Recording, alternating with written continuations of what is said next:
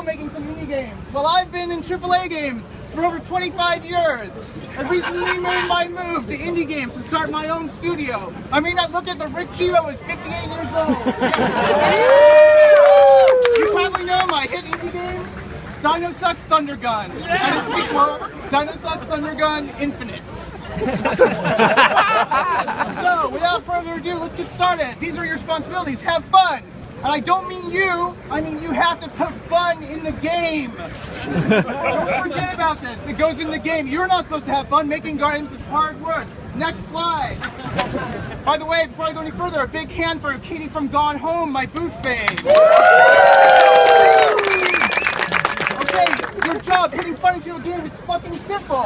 You are a pleasure slave. That is your job. Your job is to stroke every ludic orifice of every player to make them feel fun and challenge and mastery and other sensual feelings. Stroke their neurons. You are a fluffer for the ultimate pornography. Yes. The real world. Yes. You want to get hard and wet and ready to go back into reality. That's the only thing you have to do, so why aren't you doing it? Next slide, Katie. Tip number 2, be a straight white dude. Some of you seem to have a problem with this. I don't know what. It's really not that hard. I'm going to tell you how. Next slide. Straighter, white dude.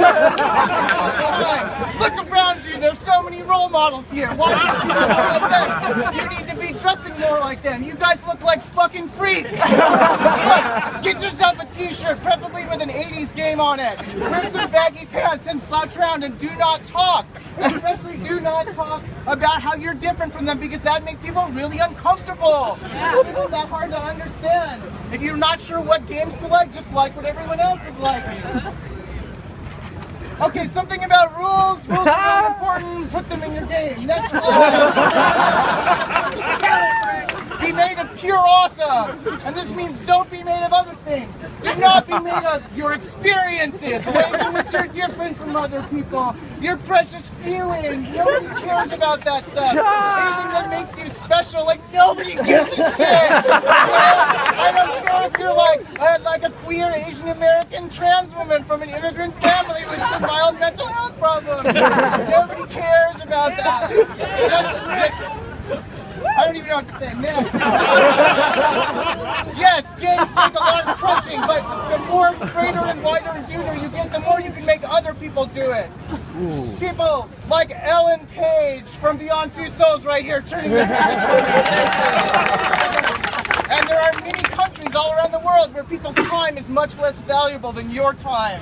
So take advantage of that. You can get women to do stuff for you, especially acting as producers. They're great for that. And then the most time-honored indie tradition that many of you don't know about, find a more introverted developer and take credit for their work. Next slide. You have to be super original. Super original. Don't be a fucking cloner. Who finds you will kill you. Don't clone the fucking game. Next slide. Here's how you do that. Step 1, Super Mario. If you want to be really edgy, regular Mario. Some crap around. And then the rest of the time you spend doing promo, wherever you can. Don't worry about anything else. Just follow this recipe for success and you will have a hit indie game. Next slide. Choices. A lot of you really don't get this. Choices are really important. The player is the center of the universe.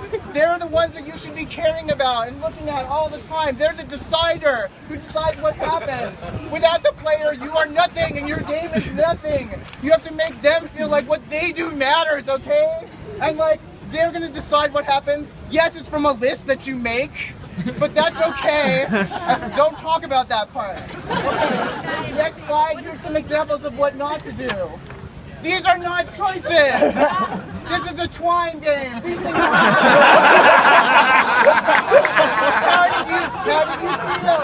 Bad, sad, mad? No, nobody, do I have to go back? Nobody cares about this stuff. No one cares about how you feel or about how they feel. Next.